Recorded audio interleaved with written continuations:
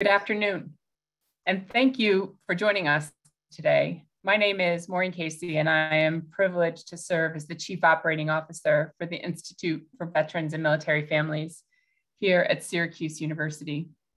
We have for you today an outstanding panel of experts to discuss what can be a very difficult topic. Many of you know better than me that the issue of mental health and veterans can be very triggering for some, and we are sensitive to that. Accordingly, we are placing resources and crisis line information in the chat should you need them. Veteran suicide is a national public health issue. By example, more than 6,000 died by suicide in 2019. And some might say that that number is underreported. Yet, the good thing is, suicide prevention is a top priority for the VA and for many veteran serving organizations. And you will be hearing more about these efforts in today's session. As many of you may know, the Daniello Institute for Veterans and Military Families, through its research and programs, strives to address the needs of those who have worn our nation's uniform and their families. And we do not do this alone. Much of what we do is to partner with others and to leverage their expertise to inform us and you as well. Today, that is what we are doing, bringing together experts on mental wellness and suicide prevention who will focus on teaching us what we need to know about stressors and protective factors, what we need to know about treating those before they are an active crisis, and most importantly, how best to support veterans and their families to prevent suicide and thrive post-service. I will be turning our discussion over to my Syracuse University colleague, Dr. Ken Marfilius, Air Force veteran and the Director of Online and Distance Education and an assistant teaching professor at Syracuse University School of Social Work, to lead today's discussion. But first, I'm honored to welcome, for a few words, Erin Egan. Mr. Egan is the Director of Community-Based Suicide Prevention for the VA Office of Mental Health and Suicide Prevention. Over the last several years, he has led the implementation of the REACH VET predictive risk model in a national clinical program, and more recently, the launch of a Caring Letters program for the Veterans Crisis Line that will provide more than 90,000 veterans a year with evidence-based intervention for suicide prevention. He now leads an initiative spreading community-based suicide prevention intervention across the VA system. Mr. Egan has almost 30 years of nursing and healthcare experience and has developed a diverse array of medical, public health, and leadership experience. He has a Bachelor of Science in Nursing from the University of Central Florida and a Master of Public Health from the University of South Florida. Mr. Egan, we're honored to have you with us today, and over to you for a few words. Thanks so much, Maureen. I appreciate the invitation to join today. The work of the Institute is always on the leading edge and something that we've enjoyed working with you over the years on veteran suicide prevention. So for us, veteran suicide prevention has three kind of core tenets. One is that suicide is preventable, and that doesn't certainly mean that suicide is always preventable in the moment, but it is preventable. The second is that it really takes a public health approach to do this that blends both clinical work and community-based interventions. And the third is that everybody has a role here. And I'll talk in a little bit about a couple of our media campaigns here that really focus on how individuals can play a key role in saving lives. But for us in VA, this really goes back to 2018 when we issued the National Strategy on Preventing Veteran Suicide. And while that strategy has VA's name on it, it's really important to know that that strategy is an all-of-nation strategy. This is not something VA will solve on our own. And in fact, almost 2/3 of veterans who die by suicide, that 6,000 plus number, weren't coming to VA for care in the 2 years preceding their death. Veterans are members of community, whether that's a community of place or a community of peers or a community of social networking that they identify with. And it's really in those communities where we have the opportunities to prevent and alter that course that leads ultimately to a suicide attempt or a death. So the work that we're really doing in this space is called SP 2.0, where the government, we have to have an acronym for everything. Generally, we prefer at least two.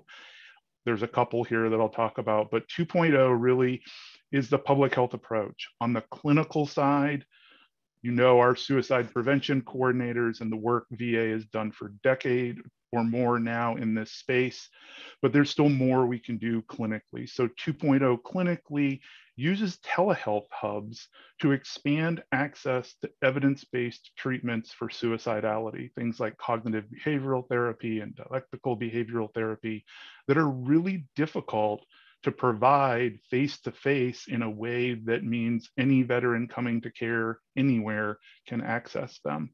So over the last 18 months, we've implemented that program and continue to implement it. We're now providing those modalities via telehealth to veterans, no matter where they come into our system. So if they're 4 hours from their local VA medical center, which is a small community-based clinic and doesn't have availability there, we can still get those evidence-based treatments to veterans who are suicidal or have suicidal ideation.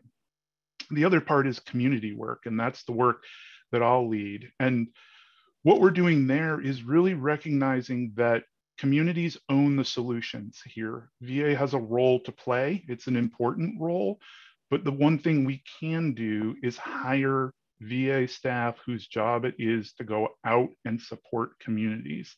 These are community engagement and partnership coordinators. We're now in all 18 of our VISNs. The remaining VISNs, the 9 VISNs that were in the third wave, are hiring this staff now.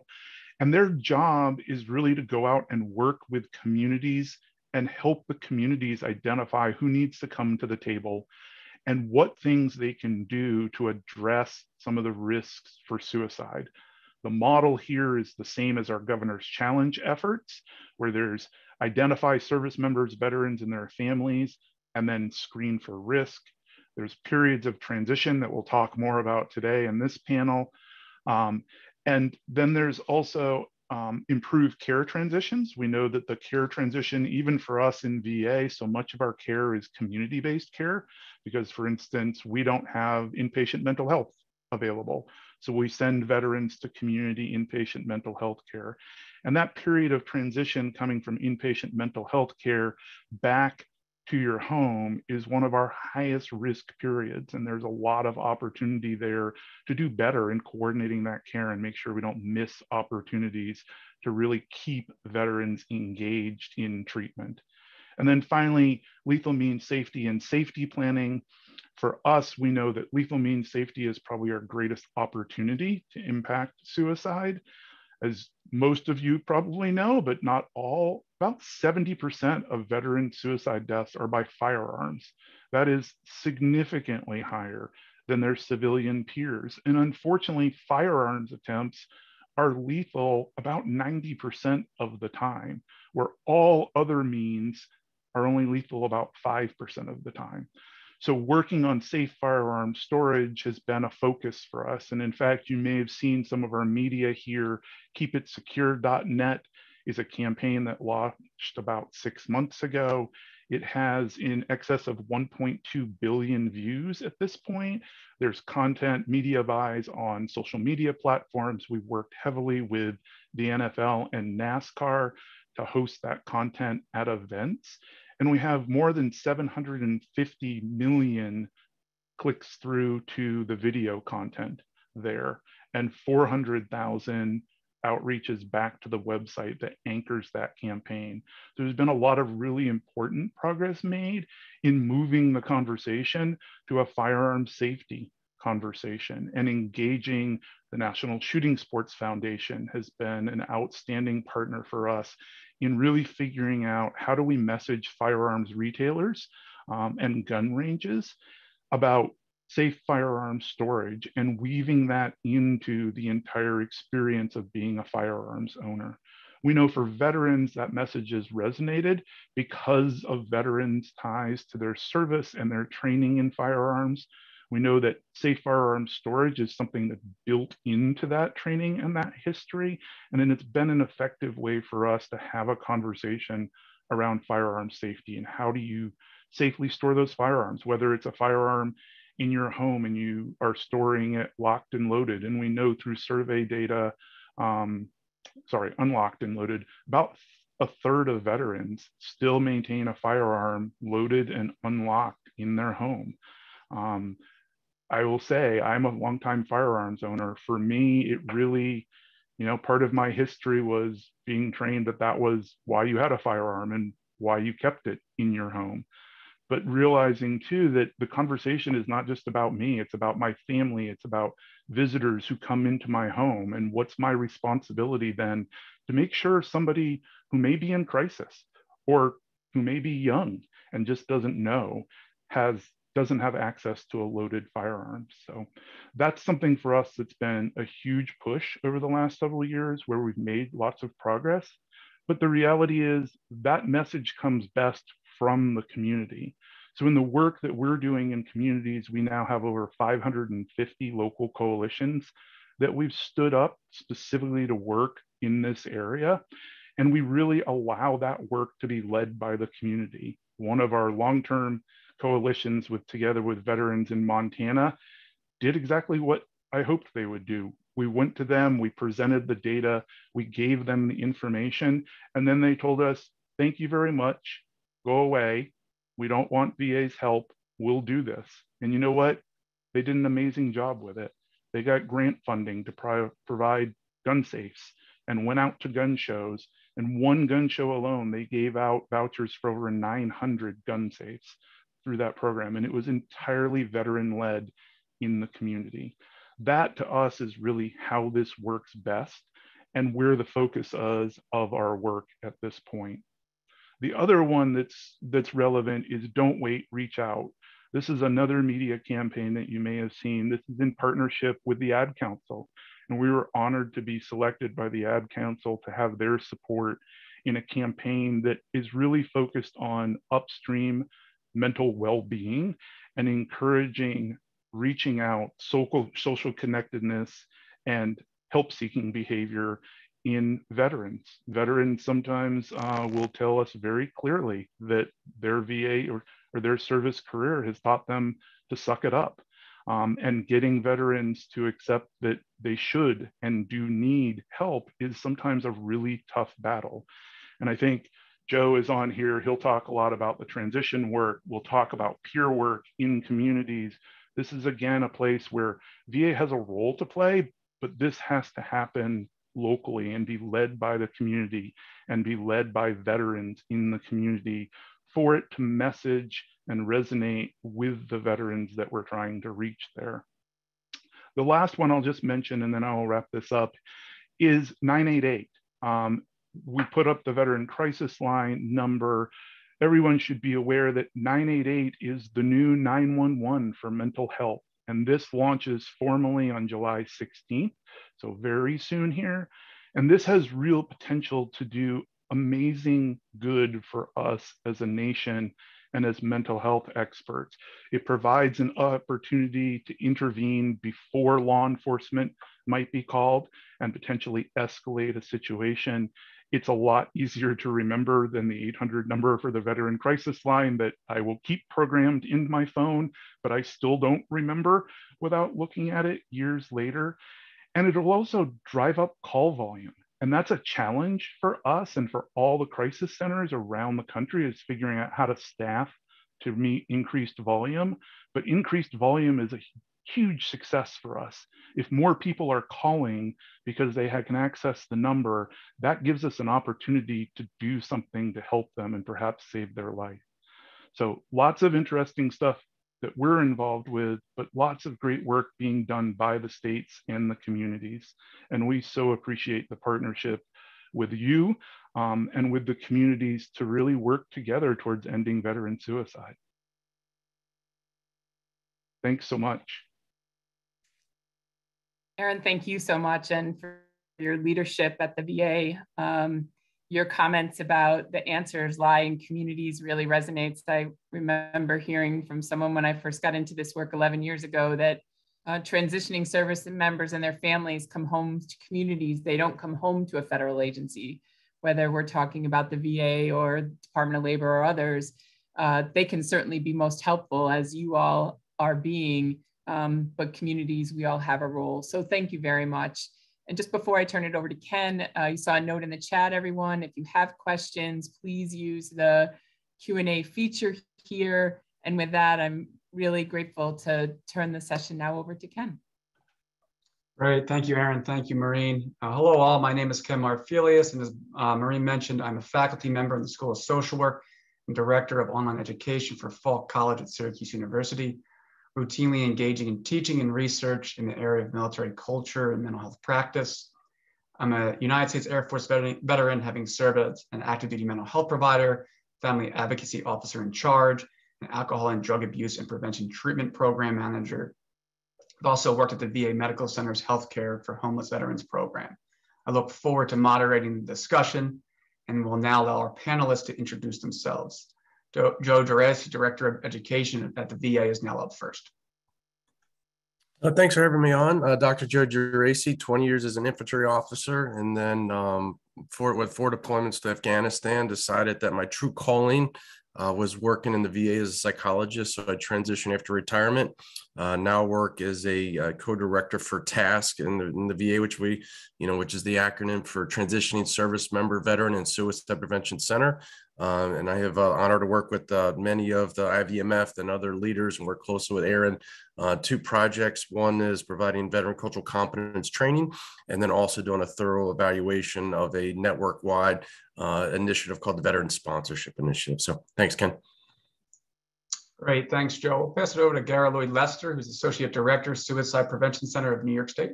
Gara? Thanks, Ken. Gara Lloyd-Lester, Suicide Prevention Center of New York State. I'm the coordinator of community and coalition initiatives. Part of that work is supporting our local county suicide prevention coalitions with technical assistance and capacity building, including working with the CEPCs across New York State to help stand up some of those veteran-focused coalitions. I've also been fortunate to be part of the Governor's Challenge to Prevent Suicide Amongst Service Members, Veterans, and Families since March of 2020, working with Dr. Tracy and others, and been fortunate specifically to be working in the lethal means safety work group and helping to coordinate those efforts, which I'll be talking about a little bit later on. Thank you, Gara. And Blaine Smith, who's a consultant over at the Bush Center. Hey everybody, thanks for having me today. My name is Blaine Smith. I'm an Army veteran, served as a cavalry officer and a special forces officer with tours in both Iraq and Afghanistan.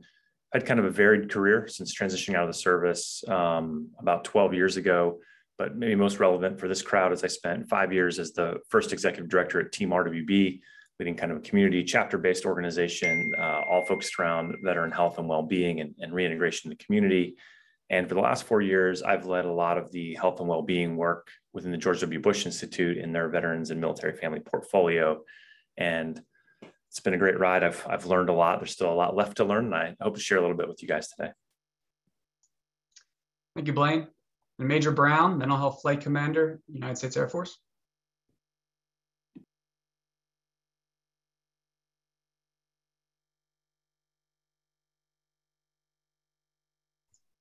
Yes, good afternoon. My name is Major Jonathan Brown, and I'm the Medical Operations Flight Commander at Royal Air Force Base Croughton in the United Kingdom. I've been in the United States Air Force for 9 years, served in many of the roles that Ken spoke about: alcohol and drug abuse prevention, family advocacy, mental health. I've been a social worker for 15 years, and I'm looking forward to being a part of this panel. Thank you. Thank you, Major Brown. All right, we'll start with Joe here. The first question is, in 2021, you published a paper about the period of time following separation from the military, identified as the deadly gap when transitioning veterans are at a higher risk of suicide compared with the broader veteran population. Can you talk about the deadly gap and interventions that have been demonstrated to help? Sure. Thanks for that. And one of the things that we really became concerned about is, after the surge from Iraq and Afghanistan, we kind of started really kind of seeing the increased rates of suicide amongst veterans that were, kind of transitioning. And, with the great work we've seen from the annual reports from Erin and his team, been able to really kind of identify some of the trends that we're seeing for recently transitioned service members.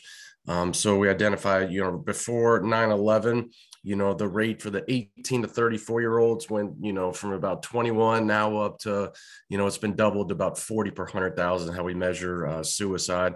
And if you look more specifically at that first year after transition, there's a lot of work that's been done with the Army Stars program to see that risk for suicide increases 2 to 3 folds, from active duty service to after they've transitioned to civilian life. So just from that alone, within some of our peer-reviewed journal articles and our team within the task have kind of dubbed this period as the deadly gap. And one of the models that we've applied, we really like, I think makes sense. And it, kind of applies now to this situation, but it's easy to apply is Klonsky and May's 3-step theory of suicide, which talk about on the first step to suicide, why do we see this increased rate of suicide during that first year, especially during these 18 to 34-year-olds, is pain, psychological and physical pain that these service members are experiencing. So the DoD Inspector General kind of stated about 43% of these service members are not ready for transition based on their career readiness, and then work from those from like Dr. Voigt from Boston University and the VA have shown that, about 43% of them are unemployed within the first 3 months of their transition. And about 30% of them suffer with mental health. About 40% of them struggle with physiological pain. So there's a lot of pain that they're experiencing. And then at the second step of the model is thwarted connectedness and the need to promote connectedness. They've lost their tribe, as Sebastian Younger kind of would talk about. And as mentioned earlier, is that service members, we're used to having our battle buddies, our brothers and sisters that we fight with, and to be separated from them could be kind of this second challenge. And a lot of the work is Erin Egan talked about, promoting connectedness and peer work is so important. And then the third step is capacity and capability. So as veterans, we are very, very, very proficient with firearms, and those firearms can be very effective as a tool for suicide, as Erin talked about. So that's kind of like the model that we've applied, and from reducing some of that pain, the criticality of promoting connectedness in a way that's aligned with military culture, and then having initiatives, as Garrett's talked about and Erin talked about, is lethal means safety, making sure that they're safe firearm operators. So that's a lot of the work we talked about in that Deadly Gap paper. Thanks, Ken. Excellent. Thanks, Joe. Blaine and Gara, before both share some new tools for seeking and offering help, I'd like to talk a little bit about the research that led to the development of those tools. Blaine, can you tell us about RAND's recent report defining high-quality clinical care? Yeah, sure, absolutely. I think this is absolutely critical in the sense that we want to, at the Bush Center, the way we think about it is recognize, connect, and deliver. So these are sort of the 3 things we've really tried to take on, which is how can we recognize the need in ourselves or in others for mental or brain health?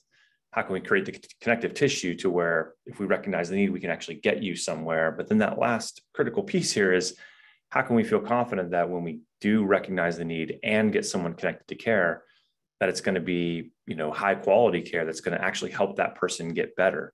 So this is a challenging and a vexing problem, this idea of suicide prevention and mental and brain health. But at the end of the day, what we have to do is get people in a place where they can work with providers that, make them better, and help them move forward and improve their condition. And so RAND did a lot of work on behalf of the Veteran Wellness Alliance and others to start thinking about how do we define this idea of high quality care. And, when you start getting clinicians and, PhDs and MDs in the room, and we start, hashing this stuff out, it's quite difficult. And there could be a list as long as my arm of all the things we want to make sure are included in checking someone off as providing high quality care. And, RAND did the hard work of digging into this sort of soup and trying to distill it down a little bit into, could we come up with a list of 4 or 5 things perhaps that are most critical in terms of providing high quality care for those who might be struggling with post-traumatic stress or brain injury or things of that nature. And so they've released a couple of reports. The one that came out most recently was the one that I think is most useful in the moment for just having a relatively clear and concise list of where we can at least start to make sure that we're providing high quality care. And so the four kind of macro criteria they came up with was it should be veteran-centered care. So that means, it's culturally competent, it's relevant, it can put the veteran at the center of the care and actually address their unique needs around some of these mental health issues.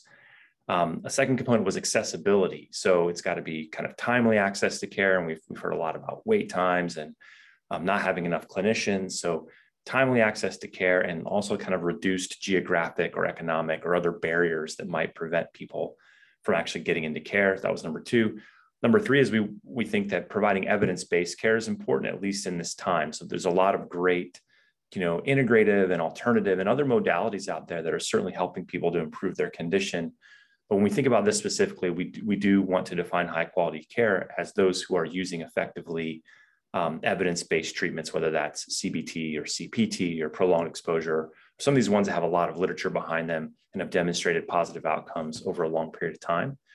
And then the last piece is outcome monitoring and evaluation. So I think in order for anyone to really say, or for us to know for sure that quality care is being provided, we'd love for those entities to be committed to, monitoring clinical outcomes and being able to, report those, whether that's aggregating and anonymized or otherwise.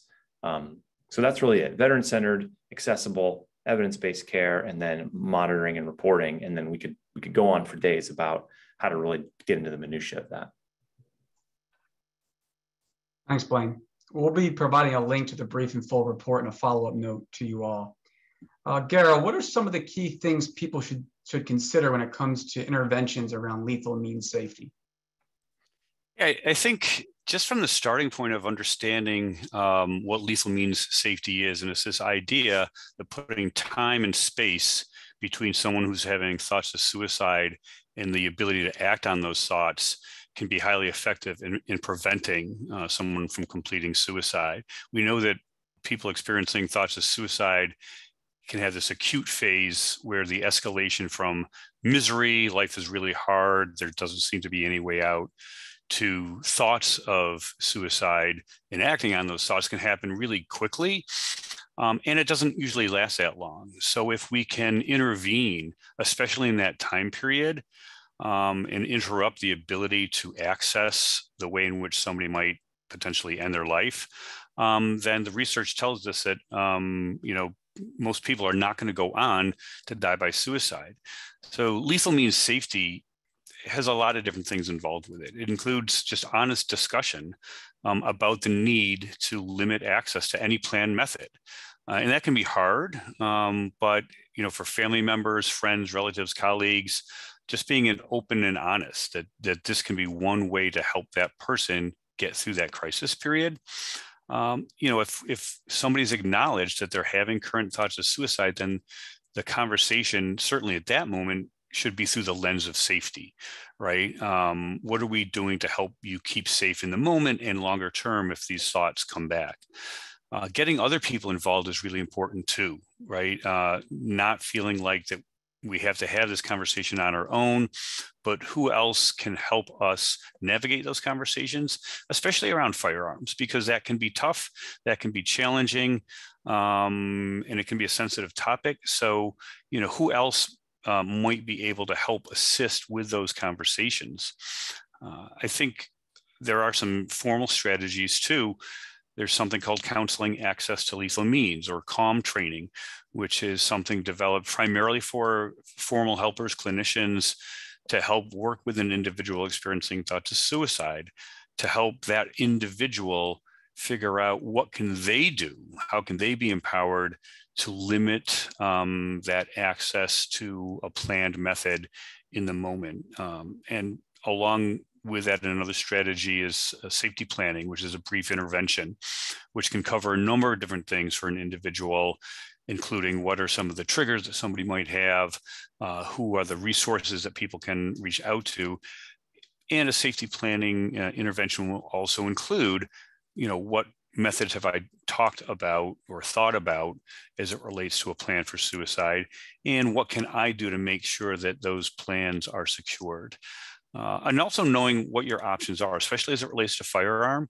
So in New York State, for example, New York State stood up a safe firearm storage map, and I can put the link in the chat function so that you can look at any county and find out if this works, right? Who can we go to safely and securely store firearms off-site for a period of time? That's the preferred method, is to safely and secure storage off-site.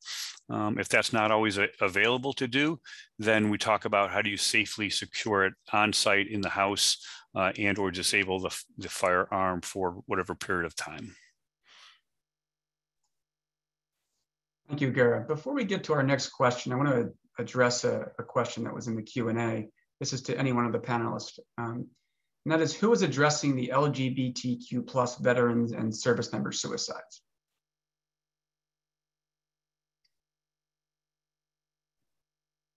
It's a tough question and an important one. And I think that, the short answer I would have from our perspective is that, we all are. I mean, I think that any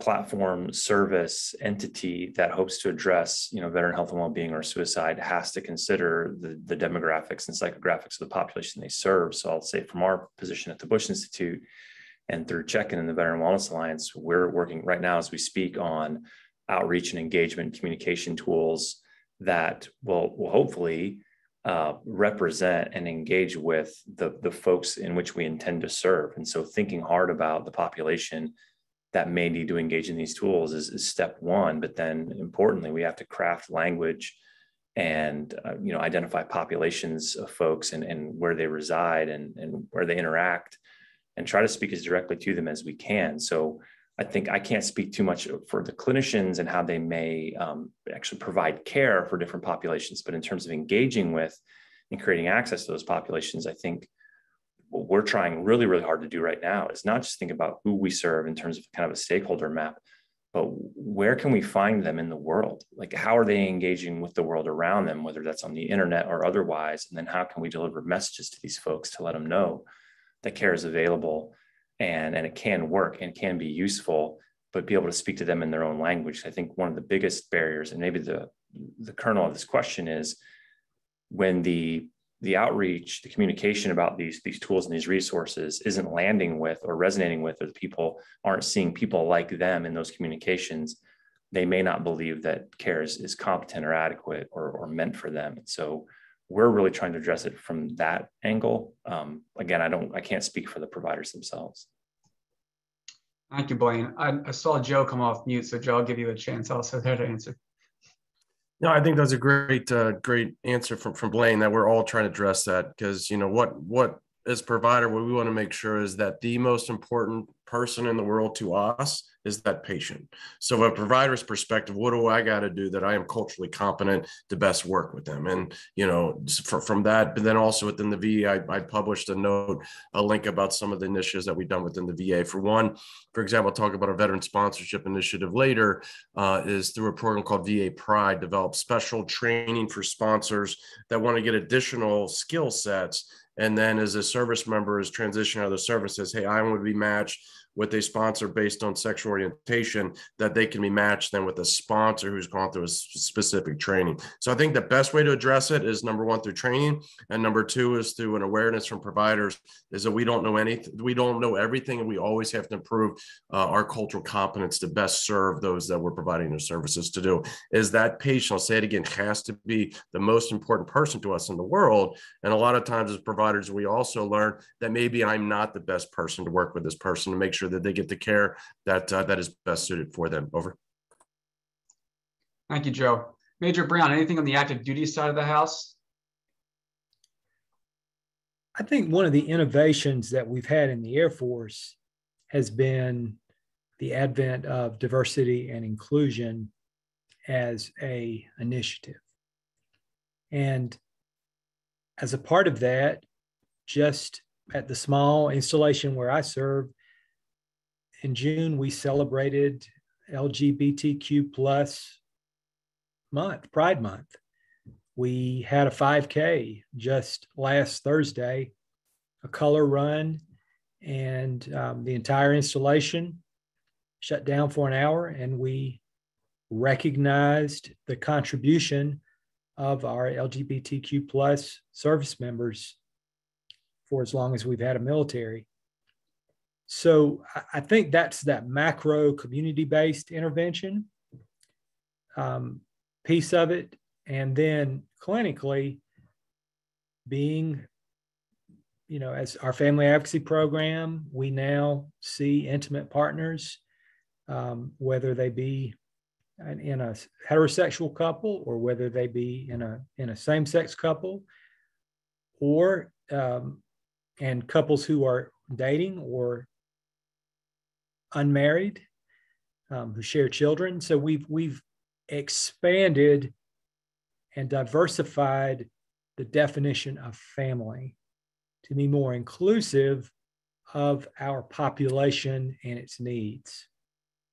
And that's been a positive step in not only addressing the needs of the LGBTQ plus community, but just addressing the needs of a new generation of service members who understand themselves outside of these traditional paradigms that we've had for generations that really aren't working anymore. All right, thank you so much, Major Brown. All right, now shifting to our treat segment and options for help. Gara, what was the goal when creating that resource, worriedaboutaveteran.org? Where did the idea come from, and who is it meant for? Thanks for that, Ken. So the idea came from the Governor's Challenge work, specifically through the Lethal Means Safety Work Group. And as we began getting technical assistance from the SAMHSA TA Center, we went through some strategic planning, developed a logic model, did a needs assessment, an environmental scan. We wanted to get a sense of what work was being done in this space already around lethal means safety within the SMVF population. And it became apparent pretty quickly that there was one area missing, specifically family members. A lot of great efforts happening on the state level and on the community level, trying to address firearm safety in particular within veterans, with those individuals as the target, but not so much for family members. So we conferred with Kathy Barber and Elaine Frank, who were the co-developers of the Counseling Access on Lethal Means, just to get their sense. Like, were we on the mark with this, or was there tools that were out there we just weren't aware of? And they agreed that there really wasn't anything for family members, loved ones, on how they would have a conversation with someone they were concerned about that had thoughts of suicide, and firearms were involved. So we began discussing how could we use the idea of the CALM training and adapt that for family members. We were fortunate to get some funding from the New York State Health Foundation to take that idea and advance it. Somebody from the Health Foundation was part of the Governor's Challenge work group, along with Dr. Goodman from the Bronx VA, Dr. Gamble from Centers of Excellence, and some other folks as part of our team. And we started discussing this idea initially for a workshop for family members on how they might approach a loved one that they're worried about, and those worries could be connected to suicide. We did some focus groups with family members who had either lost a veteran to suicide, lived with a veteran who has experienced thoughts of suicide, but not necessarily made an attempt. And we also wanted to talk to individuals just sort of from an upstream perspective that lived with a veteran where firearms were in the house, but there were no current concerns. We really wanted to develop something that, had that lived experience voice. One of the things that we found out, and they were very rich conversations in January of 21, was that most family members said their initial source of information would probably be better served through a website, that most people weren't inclined to go to an in-person training. So we quickly pivoted from the idea of an in-person training to a website using some of the premises of the CALM model. How would you know to be concerned with a loved one in the first place? How to literally, like, how will you go about having that conversation with your loved one about your concerns over suicide and firearm safety in the house? We wanted to make sure we could talk about safe and legal storage options, specifically in New York State. We wanted to talk about this idea, and this came up from a lot of family members that we talked to. Who else could we partner with to have these conversations? We worked with an expert from the VA in Texas who's done a lot of work in this place. He's a veteran, he's a firearm owner, he's a clinician. He talked about his own experience around firearm safety. And ultimately, we decided to use some of the information from the focus groups to develop brief video clips to sort of tell a story for each of the different tabs on the website, right? And we hoped that those video clips would be the hook to draw people in to the narrative parts of the website. So we also wanted the website to be minimalistic in nature. We didn't want a lot of clutter.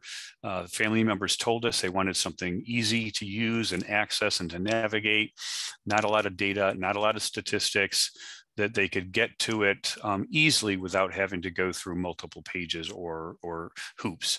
And so we were able to work with some vendors, some videographers, a website developer, and our team, and we launched the website in April of this year. So we're really excited that we were able to get that up and running. The primary audience is family members and loved ones of veterans, but we also believe that the information will be useful for clinicians, formal caregivers, and we're hoping to be able to work with the rollout of 988 so that the crisis line workers who might encounter family members that are wondering how they can help support their loved one would also know how to access the website.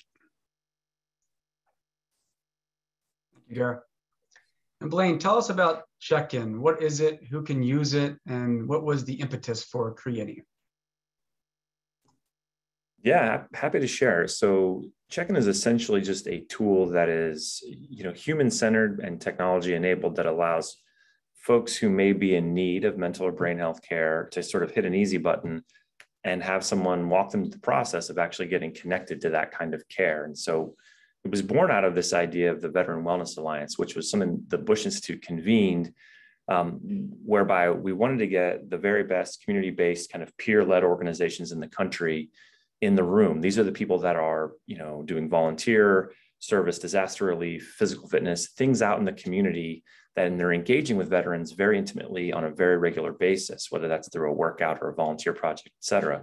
So these are the folks who are recognizing the need in most cases for themselves or a buddy that might need care. The challenge was a lot of those folks were doing a great job with these behaviors that are super helpful to us transitioning, like exercise and volunteerism, but they were running up against members of their organization that needed something more than that might have an actual acute need for mental or brain health, and they didn't know what to do. I'm just here to lead the running group or the workout. And when I come across somebody who might need, real clinical care, I don't want to do nothing, but I don't want to do the wrong thing. And it's not really my job. I'm not trained to kind of walk this person through the process of diagnosing their need and getting them into care. On the other side of the equation, we had a lot of clinical providers around the country that were doing a great job of actually treating people for post-traumatic stress or traumatic brain injury, et cetera, but they weren't necessarily the best at engaging with, communicating with, and finding these people that were in need. So the idea was, if we've got people that are out there on the ground every day, identifying the need, and we've got people over here that can successfully treat these people and help to get them better, how can we create the connective tissue to marry these up? And that's what CheckIn is. It's just veterancheckin.org is the website. It's recently kind of refurbished and up and running now. And how it works is, if you're someone out in the community and you think that you or someone you care about could use high quality care for mental or brain health, you just go to that website, you fill out a very simple form, which is essentially just your contact information. It's like name, email, phone number, and zip code, and you hit submit. And then a human being, we have two very well-trained, amazing licensed clinical social workers who receive the case in, and they know they've got access to clinical care all across the country, including in your area. And they will proactively then reach out to the veteran or family member and say, hi, I'm from the Veteran Wellness Alliance, and I'd love to talk a little bit about where you're at and see if I can help you. They do a minimally invasive screening to get a better idea of what that person might actually need and where they're at. And then they place a referral with one of our clinical providers, be that the Cohen Veteran Network, Headstrong, Marcus Institute for Brain Health, the Warrior Care Network, even the VA. And then that person goes from being out, in Kansas City or in Orlando or in San Diego and needing care, but not quite sure how to get it, to very seamlessly now having an appointment made for them with one of our great clinical providers, at which point they can go through their course of treatment and hopefully improve and get better. So all we're trying to do is recognize the fact that we know there are people out there who probably know they need something, but they don't have the skills or the access or the tools to figure out exactly how to navigate it. And people over here who can do great work. And so we put a very simple piece of technology in the middle and a couple of really amazing human beings to do the matchmaking, and that's it. It works that simply. Thanks, Blaine. So both of these resources have been shared in the chat, and we'll include them in our follow-up. Blaine, what do we know about who is using CheckIn and really how well it's working? Yeah, great question. So we piloted it for almost 2 years in sort of limited geographies, and we've just recently, in the last couple of months, opened it up to where it's available in all 50 states. And we're just getting ready to crest the 800 number in terms of connections we've made from out in the field. So it's not a massive number, but it's a reasonably significant one. And I think that we're seeing, good results because people are having a chance to speak with a human that can educate them on their options and get them that warm handoff. So the conversion rate is still under about 1/3 from people who actually get connected to the platform to those who start clinical treatment. And we'd love to see that improve. And it has kind of over time. We see women are slightly overrepresented in terms of percentage of military population. We're seeing quite a number of female veterans coming through, perhaps disproportionately to national averages. We're seeing between 35 and 40% are family members. So a lot of the folks that are seeking care through the platform are spouses or family members, and those also needing care around some of these issues. We're starting to see a pretty sizable uptick now in what we'd call self-connection. So most of them early on were people connecting a buddy, someone saying, hey, my family member or my friend could use care. And now we're seeing more people going on there and saying, I could use care, which I'd say is probably a positive sign. So stay tuned to this. We're going to keep kind of reporting out, but I think we'll see conversion rates continue to increase. We'll see self-connections probably continue to increase. And what we would love to see is our ability to tap into some of these populations that are a little bit harder to get to. So a lot of the folks getting into the system now are folks who are already engaged in some sort of, veteran organization, which is great. But we're concerned that there are folks out there that are not currently engaged in anything, as Joe spoke to earlier, and we think they might be most at risk for some of these most negative outcomes. So how do we tap into those who have, chosen to self-isolate or live in very rural areas and things like that? That's kind of the next horizon for us. Thanks so much, Blaine. Excellent resource. Gara, back to you. Do you have a sense yet of whether people are finding the worriedaboutaveteran.org site? And how can states outside of New York do something similar? Yeah, so we've started using Google Analytics. We obviously wanted to be able to measure the impact. We launched in late April. To date, we have over 1,000 unique users. We assume that some of the return users are folks within the team who are going in to check the website. But we're really happy about those numbers. When we look at the trend from April until just recently, we saw a quick bump around Memorial Day weekend. Governor Hochul actually referenced the website when she was making some comments for Memorial Day, and we saw a pretty significant bump. The numbers have gone back down since then. In terms of going forward, even as we were planning this before we launched, many governor's challenge states were interested in the idea, and they thought there would be a lot of value and interest in having their own version of this. So we've begun trying to figure out what would that look like. The idea would be that the bare bones of the website, which was posted in there, and I encourage folks to take a look at it, that everything would remain the same. The only thing that would need to change from New York State, say, to Utah or Michigan or any other state would really be what are the safe storage options in those states and what are the laws specifically around being able to temporarily give your firearm to somebody else. So in New York State, for example, I can't give a pistol to someone that's not on my pistol permit legally, right? So obviously that might look different from state to state. So the idea would be swapping out that particular information. We're actually in the process of submitting an application for Mission Daybreak funds with the idea of trying to go national, to come up with something that every state could potentially participate in, maybe have a drop down on the legal section with that state's laws and regulations, perhaps change some of the videos to include, regional dialects and whatnot. So we're in the process of exploring that, and fingers crossed we will be able to have some of those options in the next few months. Thanks, Garrett. Major Brown, what are your thoughts on mental health stigma? Do you believe that it continues to exist for our active duty service members? And do you see any variance in understanding between military leaders? Well, Ken, let me first say that the thoughts I'm about to share are mine and not the views of the Department of Defense or the Air Force. Certainly, there has been a well-documented history of stigma related to receiving mental health care in the services.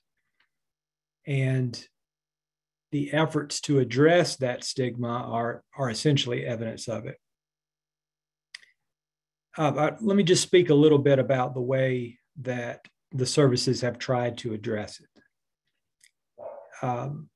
First off, commanders, when they go to commander schools, are trained on how to identify risk factors for suicidality, family violence, alcohol and drug abuse in their service members and their families. And additionally, whenever a new commander comes to an installation, they receive a brief from whomever is in my position. I did just 2 briefings for new commanders this week, where they are briefed on the services that are provided and the risk factors that underlie the need for those services. Certainly, there's going to be variability in the commander's receptiveness or emphasis on those services, but all of them are provided with the information. Additionally, throughout the Department of Defense, there have been efforts to expand ways to access one sort of care or another through the chapel, where the chaplain in all of our services has 100% confidentiality, and our chaplains have some level of mental health training and are trained to work with service members and their families, whether they have a religious orientation or not. Additionally, the programs related to the Military Family Life Counselor, the Military One Source, where service members and their families can access services that are not documented in their medical record. Those have been positive steps forward. And additionally, services like the Preservation of the Force and Family, which are embedded mental health and medical providers within our special tactics and special forces units, are meant to serve as a safety net for service members who are in these very high stress, high ops tempo roles that really aren't going to be inclined to come to a military treatment facility, but nonetheless need support. And so these are positive steps forward, I think. Certainly, there is still reluctance on the part of many service members to access this care for a variety of reasons, but it is available. Thank you, Major Brown. Now, there was a question that I can toss this out to the panelists too that had come up and says many military members and or veterans that this individual knows are afraid of losing their credentials and right to bear arms if they were to seek mental health treatment. Is this still a difficult situation that needs resolution? This is for any of the panelists. I think that the perception is absolutely difficult. I don't know, but my suspicion is, and my personal experience is that the reality is so much less so. Like I know so many people, including myself personally, who have sought and received care for mental and brain health, who have had no issue with maintaining their ability to own a firearm or to maintain a clearance or to do any of those things. Like I just have not seen personally any cases where somebody who was struggling with their mental or brain health, especially as the result of their military service, has gone and sought treatment and had anything stripped away from them in terms of their ability to be employed or have kind of their personal and individual rights. I would say, and sometimes the opposite is actually true. When people don't go and receive care and take care of these things, they behave in ways, they self-medicate, they do any number of things that significantly harm their ability to be employed, maintain their clearance, keep their family together. The list goes on and on. So I'm not really an expert in this, but I've got a lot of kind of anecdotal and experiential knowledge here. And I will tell you that I just have not seen that the case. And I know people don't want to believe it. And it's a legitimate concern and I understand it, but it has just not been my experience that that is something to truly worry about. And the thing we should be worried about is not seeking the care for these kind of festering wounds people have. And I can't speak to active duty in terms of sort of what might happen if you're seeking care in for active duty. On the civilian side for veterans, again, I think the belief is that if people get the help they need when they need it for thoughts of suicide, that they're going to be able to, return to whatever activities they were doing. And that includes, firearms. Of course, there's always a potential concern if somebody has thoughts of suicide and wrestles with those thoughts of suicide. Safety is always something that needs to be discussed. But I think the other thing that's really important is we want people to be thinking about upstream, like before it gets to a crisis point where somebody might actually be thinking about using a firearm or any type of lethal means. Not always waiting until that point, but what can we do when life starts getting hard and people are wrestling? How can we have honest dialogue around how do we keep ourselves safe? How do we keep our family safe? So that we're not at that point where, it becomes a discussion of removing the firearm in storage off site. Thank you, Blaine. Thank you, Gara. Anything else to add on that, Joe or Major Brown? I would just say from a VA federal employee, it's kind of hard because every state has different laws and regulations, and what applies in one might not in another. So I would definitely say it is individualized to the state level. And, providers so VA facilities are federal property. So we need to be sensitive also what the state laws are specific to this, because one state is different than the other. And this has really come out as virtual care because now my patients are all across the country and I really need to be sensitive. What are the rules, regulations, policies, very specific to that entity. So anecdotally, I was working with a 9/11, responder, a detective, and his weapon was procured from him seeking care with me. So at least I have a sample size of one. It is something we need to be very aware of. But also back to Blaine and Gara's point is the other option is even worse. They're not seeking the care that they absolutely need. Excellent point. Thanks so much, Joe. Major Brown?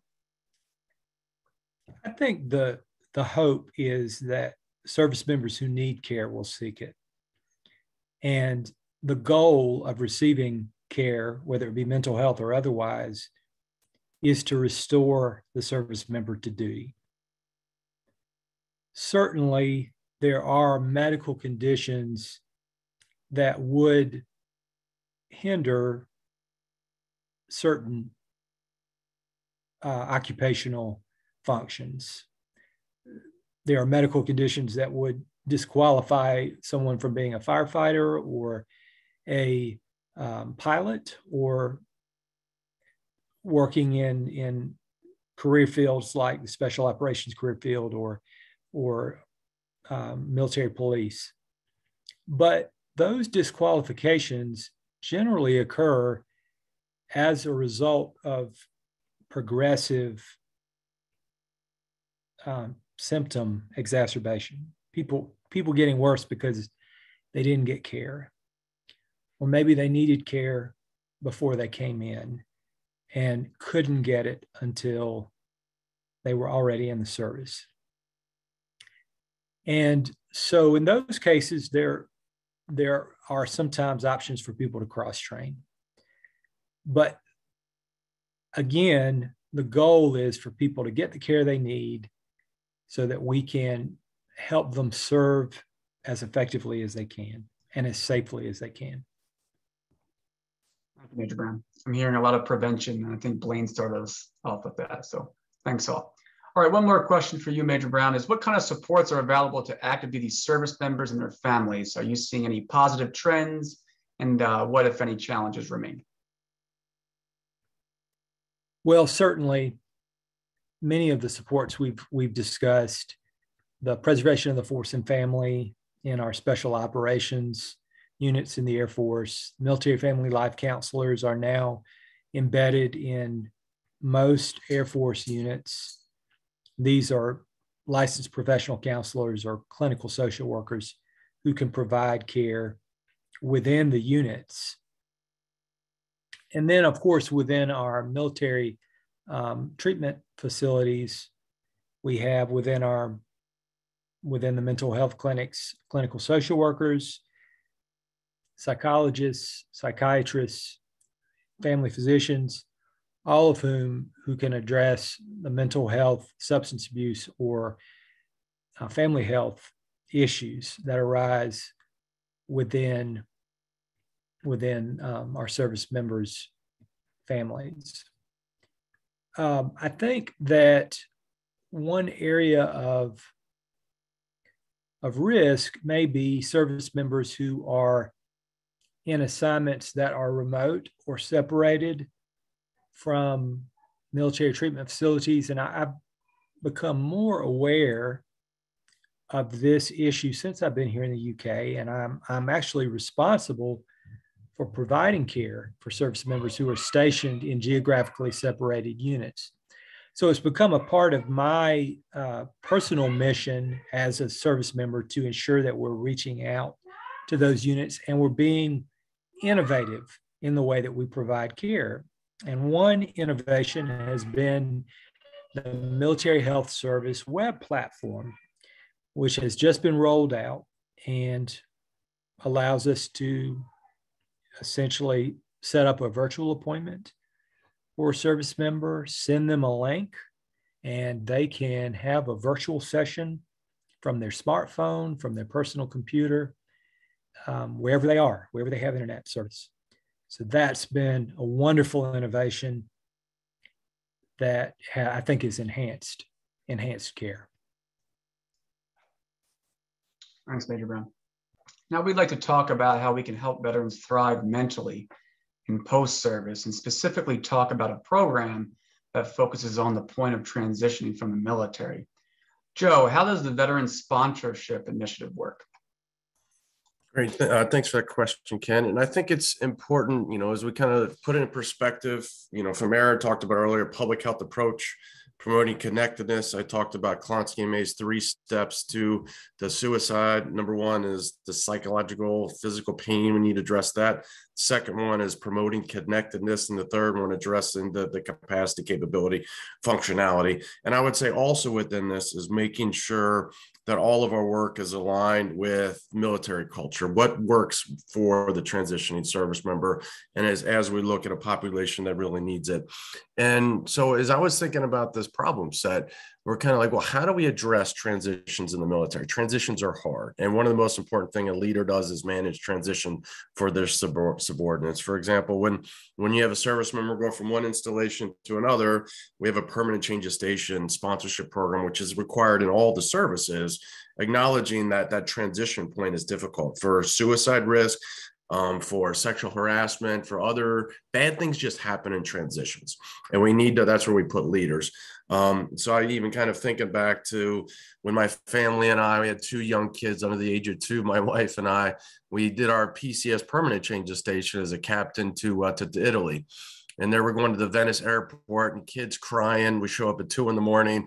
We have no access to any of our household goods. I don't have a car. I don't have anything. And then we're just exhausted. And I walk out and there's a sign like for my sponsor in uniform, you know, comparably a captain, like, hey, you know, Captain Geraci and family. And it was like a huge relief. He's like, I got your stuff, get in the van. I got you. You've already checked you in your hotel. We've got your housing appointment tomorrow. I'm going to take you in. I've got you through this process. And that was that captain's primary duty for 2 weeks, to make sure that our family was successfully integrated. And why does the military do it? Not just because they're altruistic, because it's about mission readiness. They knew that I was going to be better to go when I prepared a couple months later to Afghanistan if my transition for my family and myself went well.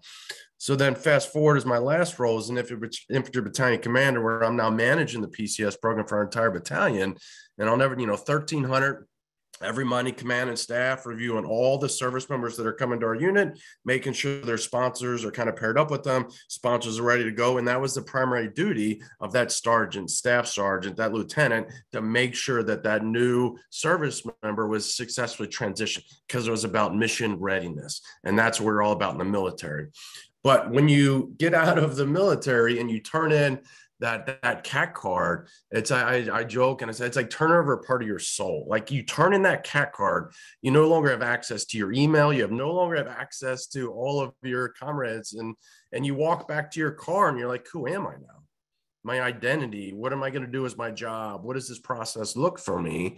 And so, in my recommendation, as opposed to hired a new host of mental health providers to address this, going back to what Blaine and Erin, kind of talk about, let's address this with the community, with the goodwill in the community. How do we do that? So what were we lacking is a methodology and approach.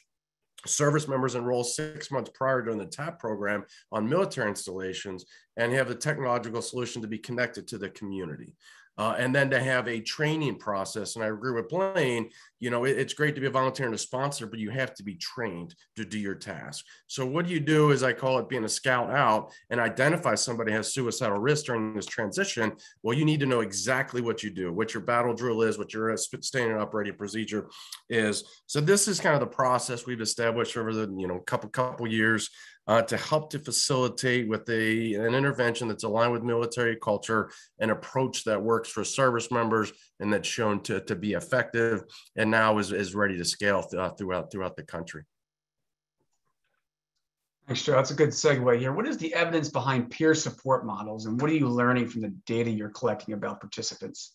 No, great question. I can address it very specific to our work within the VA task, because there is a dearth of peer-to-peer evidence-based practices and programs. There's lots of good programs, but the evidence base is lacking. So one of the first things we did when I was at Columbia University, we did a randomized controlled trial in New York City for about 200 recently transitioned service members.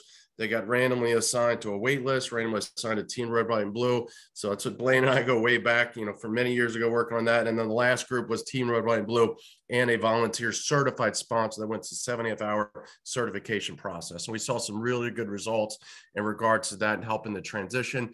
Fast forward, we finished those results in 2018. They've been submitted for publication. And then we had just finished the results and have submitted also for publication for the first 424 service members that have gone through our Veteran Sponsorship Initiative. So they enrolled on the military installation, about 29 years old on average. 6 months is when they signed up. Is that's what we really like, about 6 months prior, because if they're earlier than 6 months, they're still so engaged within the military. It's just we get inundated and then they lose focus. But when the 6 months in, the pucker factor really kind of goes up for them, because they're like, what am I going to do after I get out? What's going to happen with me? So with these 424, what we found is that within the first year, we saw a 50% reduction in suicide based on the Columbus Suicide Severity Risk Scale that we gave them. We saw a 50% reduction in depression, and we saw a 30% increase in VA utilization. So we're really happy with those results, and also acceptability of the program through the roof, very highly rated. And then so what we've done now is we've got a full project from the VA funded within the state of Texas for 800 service members that enroll in military installations as they transition. So we'll get some additional data. And then we've also submitted another VA grant to look at use predictive analytics and modeling machine learning for the thousands and thousands of service members that are going to enroll in the program over the next couple of years, so we can fine tune who's going to be good enough with the sponsor and VA enrollment. Is kind of like those are the two outcomes for the Veteran Sponsorship Initiative versus who is going to be a higher risk based on having access to all of their Army data and using predictive analytics to say who's the 10% that also need a specially trained case manager in addition to a sponsor, in addition to VA connection to help them. So we'll find out in October if that grant is approved. But some really exciting, innovative stuff that's out there. The operation arm is the community with the community volunteer sponsors, and I think Lindsay's going to share the link. If anyone on here would like to become a sponsor, work with a transitioning service member that gets connected to the community, connected to the VA, we'd love to have you. And I'll see you in training. We start a training cohort every week. So thank you. Great, Joe. Another question that came through from the Q&A is Garrett and others. Any recommendations for prevention efforts for dependents and youth? Yeah, I think, I mean, this is really hard, and it's sort of an ongoing challenge because it's really scary, especially if we think about young people and adolescent brain development. I think one of the things that we try to do from a prevention standpoint is to educate adults on warning signs. What are some things to look for is a really important thing. The other thing we try to encourage young people to do is to be able to identify who is a trusted adult in your life that you can go to. It might be a parent, but it might not be. It might be a coach. It might be a faith leader. But we really want to empower youth and adolescents to realize that everybody goes through struggles.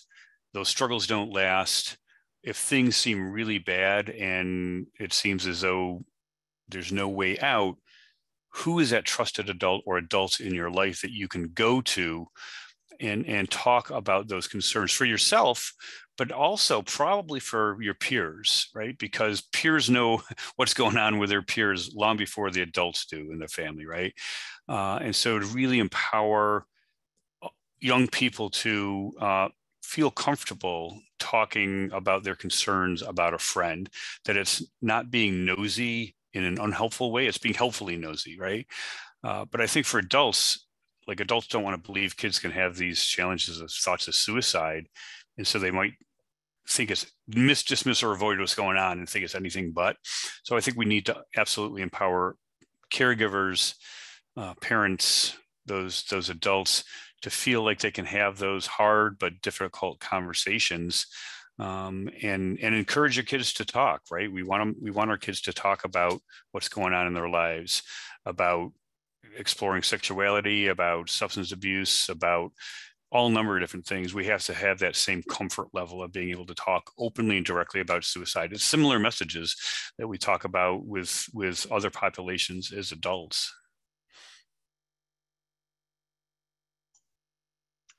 Thank you, Gar. Blaine, in addition to the clinical care partners, the Veteran Wellness Alliance includes a number of peer support networks. Does what Joe shared a few minutes ago resonate with your experiences with these networks? And what role do they play in mental wellness and suicide prevention? Yeah, it resonates deeply with me. I spent 5 years, my introduction to the veteran space was in trying to build a community peer-based organization. I would say, I was a little naive at the time, and I understand it better now, but my position in 2012 or 13 would have been that if a veteran can get involved in a really good community near where they live, that can provide most veterans most of what they're looking for. Meaning that if you can get engaged in physical fitness, the outdoors, a supportive community, a place to go when you need someone to talk to, a place to be meaningfully involved in your community, to volunteer, to engage, I think most veterans will be getting most of what they were needing through that model, meaning you could get sort of upstream of potentially worse and worse mental health challenges or just challenges, life challenges in general. I think I understand better now that some veterans are going to need true kind of clinical care interventions earlier in the process. And having that available is really critical. So the peer organizations, I think, can now, especially with the advent of some of this connective tissue, can serve two critical roles. One of them being a way for veterans to build a new community, to make friends, to feel supported, to be meaningfully engaged, physically fit, civically involved, et cetera. And they can provide that kind of early warning or connection mechanism if someone does need real clinical care for something that they're going through. So when I was doing it on a day-to-day basis, we were just trying to hope that running in yoga and CrossFit and volunteering was going to help to make veterans better and improve their transition. And I would argue that it certainly did. But I would have given anything back in 2012 or 13 or 14 to have had a mechanism which I could say, this has been great, but my friend, Fred over here also clearly is struggling with something that our organization is not well suited to provide. And I'm going to hit the release valve or, go somewhere where I can get him or her into one of these other, types of care. So they play a critical role, both in providing them with improvements, like actual real outcomes and quality of life improvement, but also with being that organization that might be able to vector them into something else that they need. Thank you, Blaine. Thank you all for this powerful discussion. And we have a few minutes here, so I'd like to open it up to the audience and allow for some Q&A. I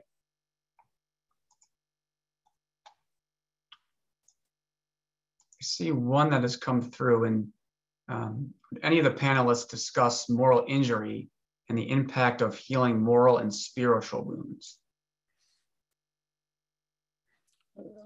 This is Gary. I'm aware of some research and some work that's been done through both MyRic 19 and MyRic 16. Dr. Lauren Borges from MyRic 19 actually developed a pilot therapy called acceptance and commitment therapy for moral injury. And it's to help veterans recover after their morals are violated in a war zone. And there's strategies for what to do when the loved one doesn't want to go for help and treatment.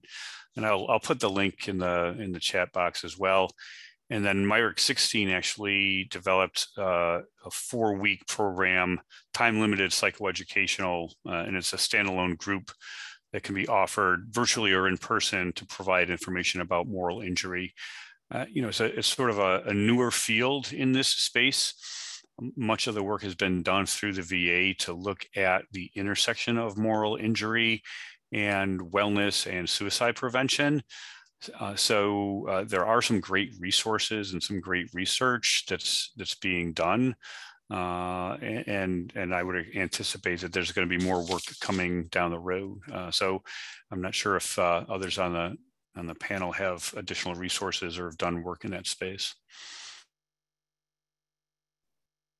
This is a great question, and still a lot of kind of greenfield ahead of us, as Gara alludes to. My business partner, Brandon Young, is wrapping up at Denver Seminary right now. And I know a lot of the folks in the faculty there have done a lot of writing and thinking on moral injury. And they did a big seminar last fall around Veterans Day called Proximity, which is about educating people in the faith community, as well as clinical providers and family members around this kind of third rail, if you will, of veteran well-being. It's something that is ill-defined, and I think is challenging for a lot of veterans and family members because they're going through something that they can't quite put their finger on. They may not be able to identify an acute instance of trauma or something in particular, and they're left in this space where they know they're suffering, but they're not exactly sure why. And I think being able to define it clearly, to share that definition, is really step one in terms of developing protocols and treatment.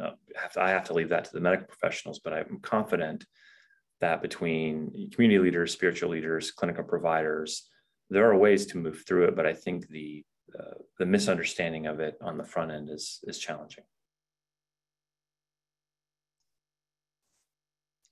Thanks, Blaine. Another question is how to assist your loved ones going through tough times when you're not sure how to help.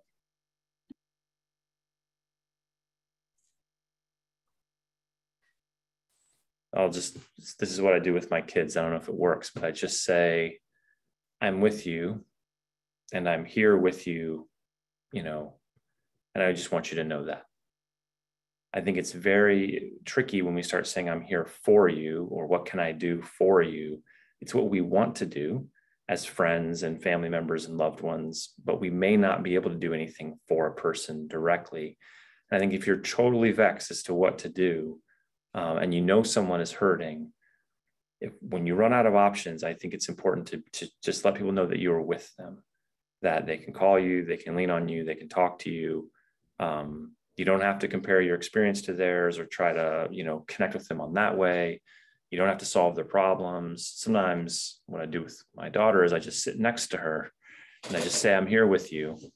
And then after a long enough time, I say, do you want a hug? She's 5, mind you. And she almost always says yes. It's been amazing. And to apply that sort of silly anecdote to like older adult people in my life, I find that it's actually quite helpful just to allow myself to be within their discomfort and just let them know that I'm there and not try to fix it if I can't. And then, let a little time pass and just sometimes that's helpful in and of itself. I think that's so powerful. And I think also this idea of acknowledgement, right? People don't want to be fixed when they're experiencing challenges or problems. And chances are we're not going to be able to fix whatever's hurting somebody anyway, but to acknowledge somebody's distraught, feeling pain.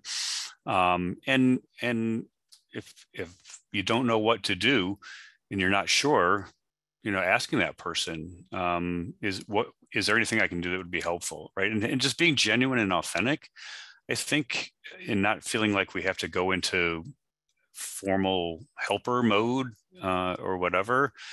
And I think also important for loved ones in our lives is, getting help for ourselves too. Like, especially if somebody's really struggling, to not go it alone, but also make sure that, whatever analogy fits, you can't give them an empty cup, when the oxygen mask comes down, put yours on first. But, if we truly want to be in a position to support a loved one in our life that might be struggling, it really does start, I believe, with self-care. And self-care is not being selfish; it's just taking care of ourselves. But I think it's like Blaine said, sitting with somebody, being comfortable, being uncomfortable, right? And letting people know that you're there for them. It doesn't have to be rocket science. It's not always comfortable, but just being present. Thank you, Garrett.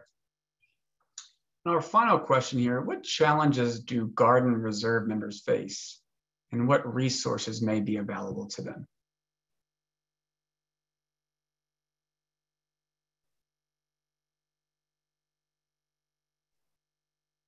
Ken, could I speak to that? Yes, Major Brown. I think Guard and Reserve members are in a hybrid position of being civilian most of their lives, most of the time, and then going into the active duty world. And that's sort of it creates a gap in care.